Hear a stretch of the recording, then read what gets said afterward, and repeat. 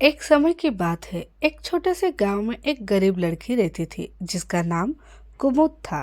कुमुद के पास धन धान्य की कोई कमी नहीं थी, लेकिन उसके दिल में देवी दुर्गा के प्रति गहरी श्रद्धा और भक्ति थी। वह हर रोज सुबह उठकर मंदिर जाती और देवी की पूजा करती, चाहे उसके पास पूजा के लिए आवश्यक सामग्री सीमित ही क्यों न हो। कुमुद के पास केवल एक पुरानी चादर और कुछ चने थे, जिन्हें वह हर दिन देवी को चढ़ाती थी। उसकी साधना और निष्ठा की कहानियां गांव के लोगों के बीच फैली हुई थी, लेकिन उसके जीवन में मुश्किलें भी कम नहीं थी। उसकी माँ बीमार थी और उसके पिता बहुत पहले ही गुजर चुके थे। कुमुद दिन रात मेहनत करती, परंतु उसकी हालात में कोई सुधार नहीं हो रहा था। एक दिन गांव में अचानक एक भयंकर सूखा पड़ा था। फसलों की बर्बादी ने गांव वासियों की मुश्किल बढ़ा दी थी।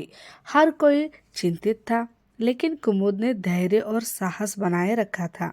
उसने सोचा कि देवी दुर्गा की पूजा और अधिक भक्ति से इस संकट से वो उबर जा सकती है।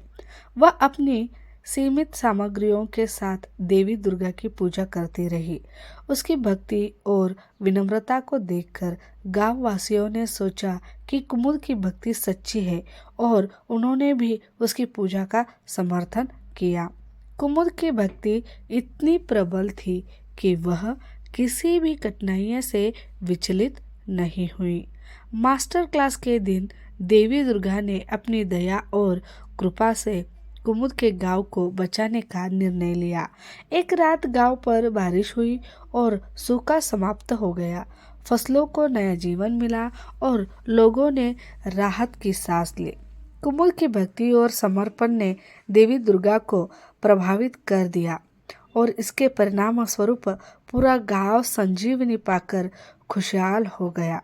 इस घटना के बाद कुमुद को भी उसके कठिन समय के लिए पुरस्कार मिला। देवी दुर्गा ने उसे धन और समृद्धि का आशीर्वाद दिया।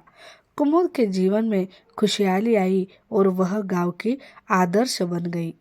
कहानी से यह सीखने को मिलता है कि सच्ची भक्ति और निष्ठा से बड़ी बड़ी कठिनाइयां भी हल जा सकती है।